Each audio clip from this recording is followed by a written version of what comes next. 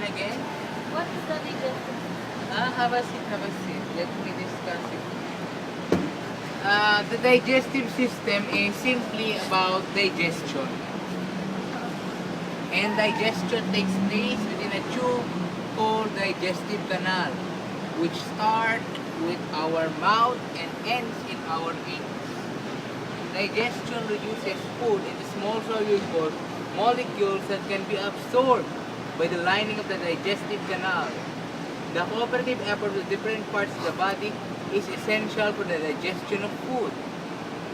Oh, and what is it made of? The digestive system, Yeah. first, of course, our tongue, our teeth, and our mouth.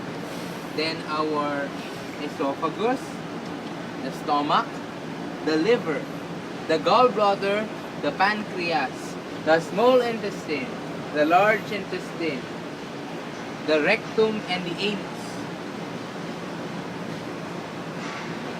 And the process of the digestion.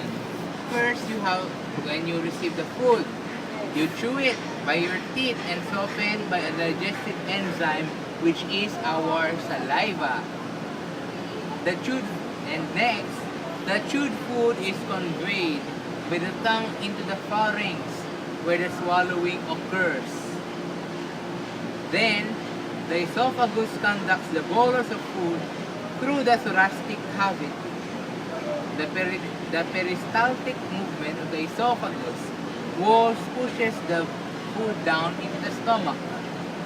And then, the bolus of food is chewed and next into the stomach, where digestive juices and enzymes act on them.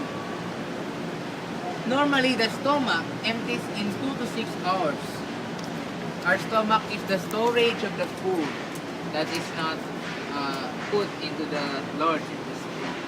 By this time, the bolus food has become semi-liquid food mass called acid chyme.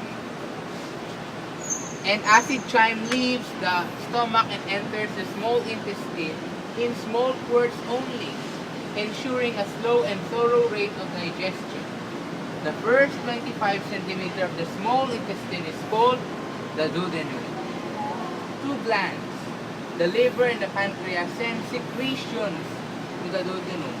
The liver makes bile, which is stored in the gallbladder and sent by way of the bile conduct to the duodenum. The bile salts emulsifies fats and breaks them into fat droplets for easy absorption. The pancreas sends pancreatic juice into the duodenum by way of the pancreatic duct. The pancreatic enzymes, amylase, trypsin, and lipase digest starch, protein, and fat droplets, respectively. The digest enzymes in the walls of the small intestine completes the digestive process. And food cannot be digested in the small intestine, passes on into the large intestine, down to the rectum, and out to the anus as our manure. Oh. Any more questions?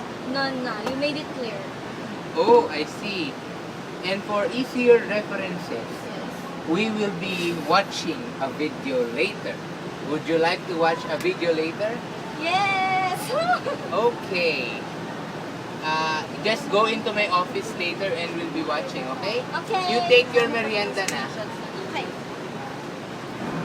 Okay na.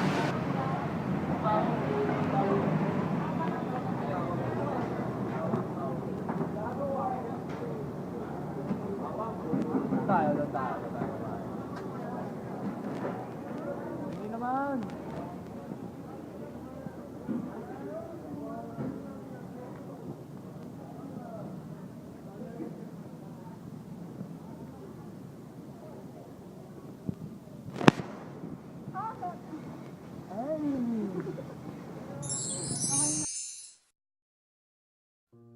The digestive system. We all love to eat, don't we?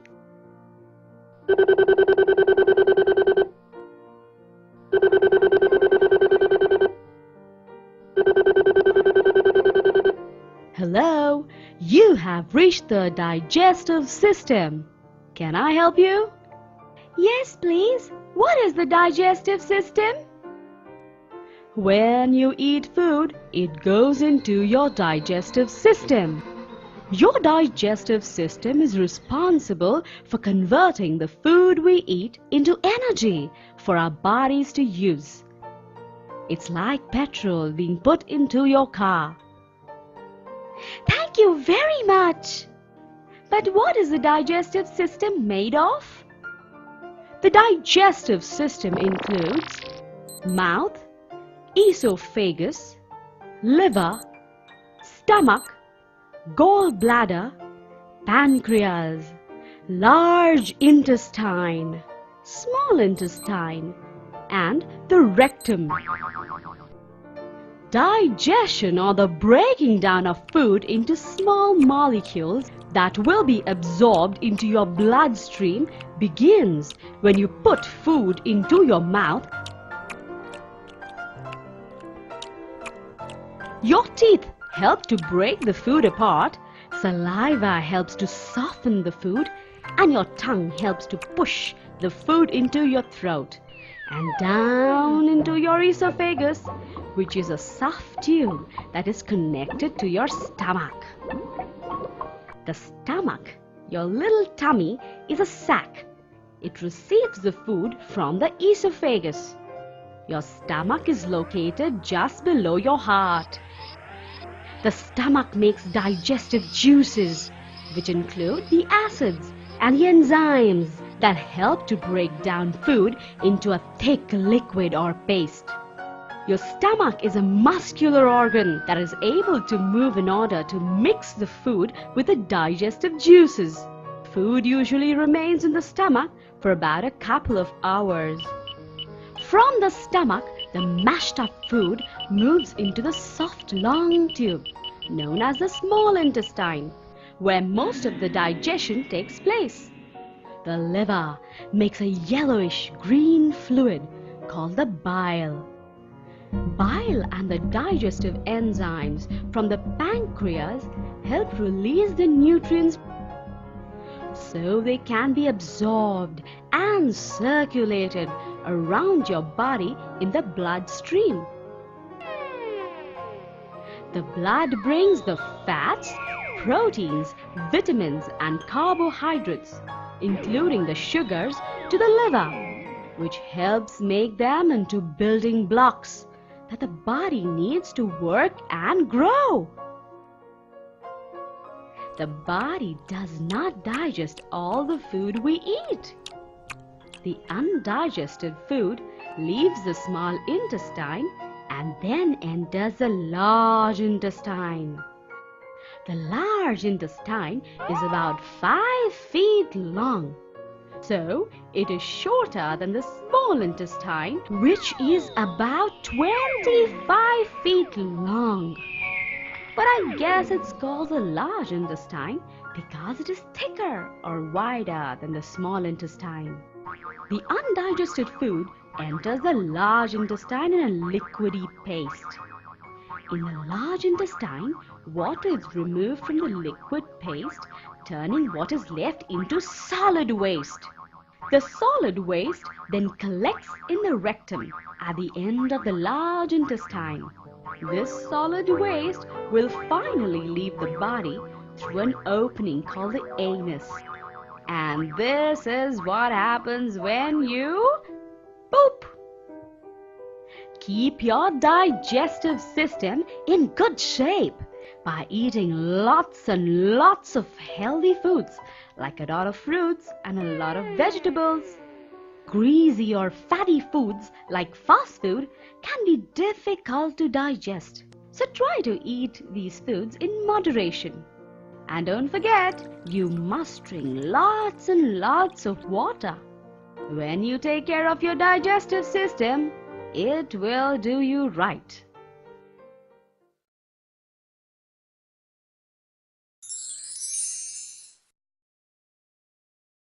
Chronic hepatitis B. It's called the silent killer, and it affects millions of people around the world. Asian Americans have the highest rate of this disease, with 1 in 10 affected. Many will eventually die of liver disease without treatment. But we have a way to bring this silent killer out of the shadows. We can get educated, we can get tested, and we can join the fight against chronic hepatitis B. This presentation is designed to help you understand chronic hepatitis B and its treatment options. So, let's get started by learning more about the disease.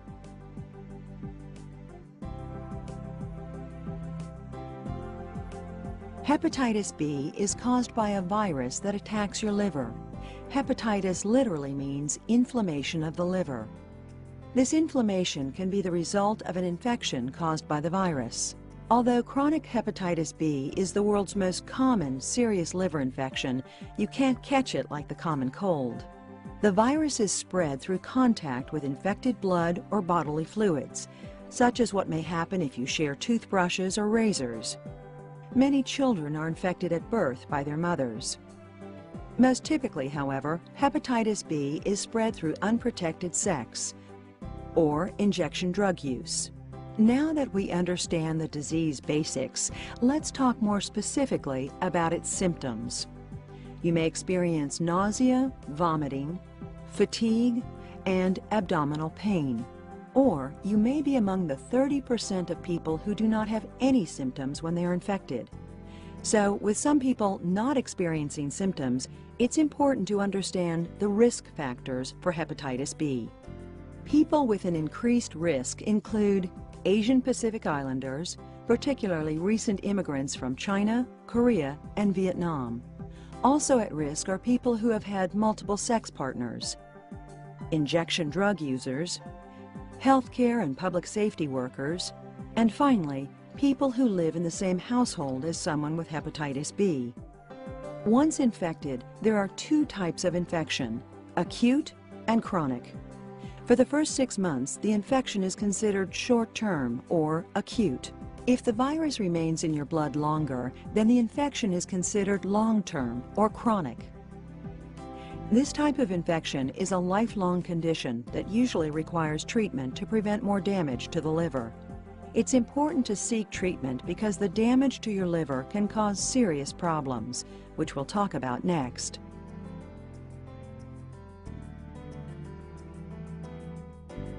Your liver is the largest and perhaps the most complex organ inside your body. It's located in the upper right portion of your abdomen, right below your lungs. An infection in your liver is dangerous because your liver has many important functions. First, it serves as the body's chemical factory, making things like bile that help with digesting your food. Next, the liver serves as the body's storage place for vitamins, iron, and reserve energy. And last but not least, the liver is the body's filter for harmful or toxic substances. Without it, these bad things can build up in your blood, making you very sick. If you do not treat chronic hepatitis B, the infection can lead to a condition called cirrhosis of the liver. Cirrhosis is the destruction of normal liver tissue. Hardened scars are left behind, which prevent blood from freely flowing through the liver. Often, cirrhosis is merely setting the stage for liver cancer. Chronic hepatitis B is the leading cause of liver cancer worldwide, which is why people who have the virus must be checked regularly for cancer.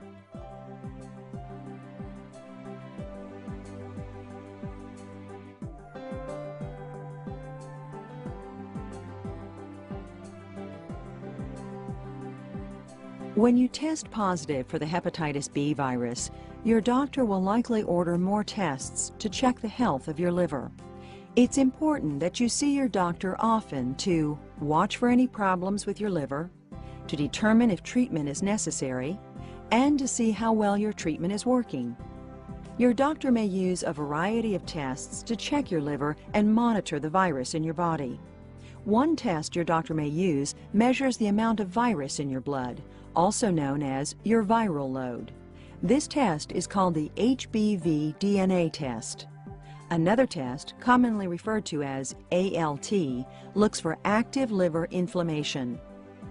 And finally, your doctor may take a sample of your liver tissue through a liver biopsy.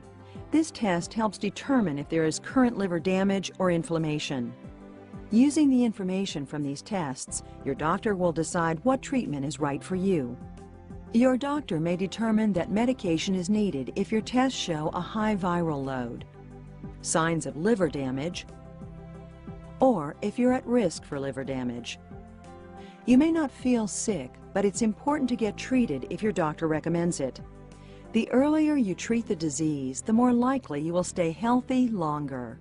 While there is no cure for chronic hepatitis B, there are two types of treatment to help. The first is antiviral drugs. There are several types available to help prevent the virus from growing or reproducing in your body. The second is a drug called interferon. Interferon helps strengthen your body's own defenses against the virus. Whether you are taking medication or not, there are things you can do to help keep your liver healthy. These include eating a healthy diet, getting enough sleep, and avoiding things that may harm your liver, like alcohol, drugs, and some herbal medicines. Of course, seeing your doctor at least every 6 to 12 months is also part of taking care of yourself. Only through your doctor can you really know how the virus is affecting your liver and detect liver cancer.